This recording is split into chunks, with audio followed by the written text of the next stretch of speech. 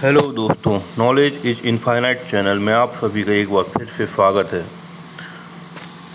आज हम बात करेंगे बहुत ही मिस्टीरियस टॉपिक पर, समानांतर ब्रह्मांड, पैरेलल यूनिवर्स। मतलब हमारे पृथ्वी का एक और प्रतिरूप, और उसके साथ साथ आपका भी एक प्रतिरूप, या यूँ कहें कि जुड़वा भाई। तो चलिए इस थ्योरी को हम डिटेल से समझते हैं। समानांतर ब्रह्मांड वास्तव में होते हैं? तो चलिए समझने का प्रयास करते हैं दोस्तों। पैरेलल यूनिवर्स वास्तव में एग्जिस्ट करते हैं।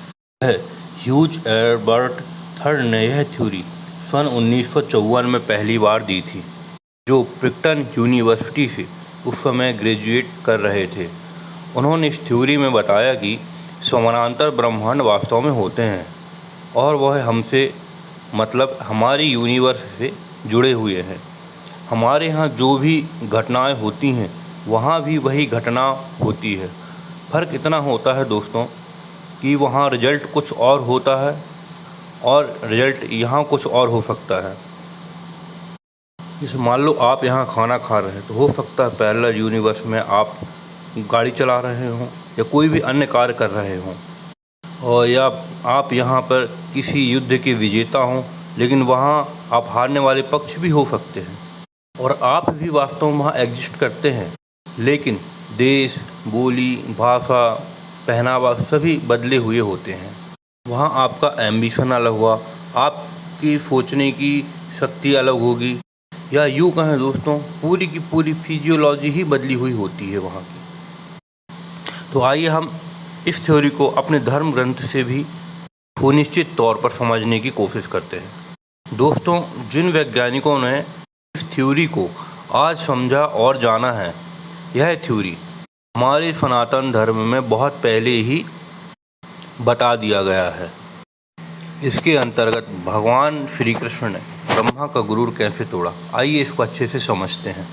जब ब्रह्मा भगवान श्री कृष्ण से मिलने पहुँचे, तब भगवान श्री कृष्ण के द्वारपाल से कहा, जाओ श्री कृष्ण से कहना कि इस सृष्टि के मतलब इस ब्रह्मांड के रचयिता ब्रह्मा आए हुए हैं।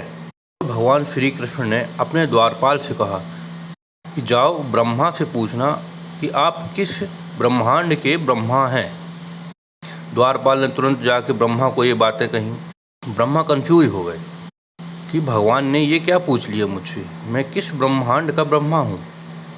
वह भागते भागते अंदर गए और भगवान श्री कृष्ण के चरणों में गिरकर यह पूछा कि हे भगवान, यह कैसा सवाल मुझसे पूछ लिया आपने, मैं किस ब्रह्मांड का ब्रह्मा हूँ, यह तो मैं आज तक नहीं समझ पाया, ना जान पाया हूँ। कृपया मुझे अच्छे से समझाने का कष्ट करें।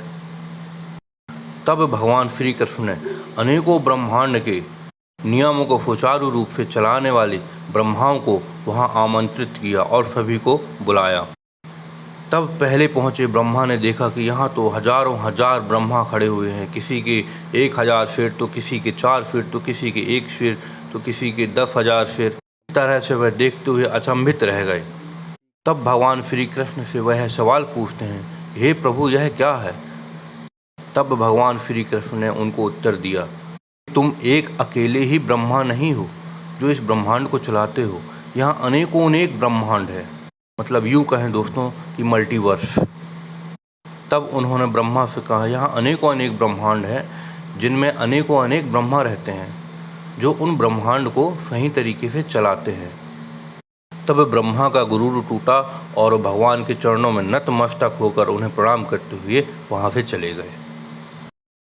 तो यही बात है दोस्तों, जब अनेकों अनेक ब्रह्मांड मतलब मल्टीवर्स हो सकते हैं, तो हम एक ब्रह्मांड की बात करें जिसमें अनंत आकाश गंगाएँ हैं, अनंत सौरमंडल हैं, जिसकी हम शब्दों में व्याख्या भी नहीं कर सकते हैं। और इसे हम साइंस की भाषा में कहें, इटर्नल इन्फ्लेक्शन थ्योरी में भी यह बात मानी गई है कि मल्टीवर्स एग्जिस्ट करता है, जिसमें अलग अलग ब्रह्मांड एक बबल के रूप में रहते हैं, या यूँ कहें कि एक बबल के अंदर एक ब्रह्मांड रहता है, दूसरे बबल के अंदर दूसरा ब्रह्मांड रहता है। इसी तरह अनगिनत बबलों के अंदर अनगिनत ब्रह्मांड है। तो फ्रेंड्स, आज के लिए बस इतना ही। इसी तरह अपने नॉलेज को ज्ञान करने के लिए प्लीज़ हमारा channel knowledge is infinite subscribe ज़रूर करें। और लाइक तो ज़रूर ही करें। तो thank you friends, keep watching knowledge is infinite channel.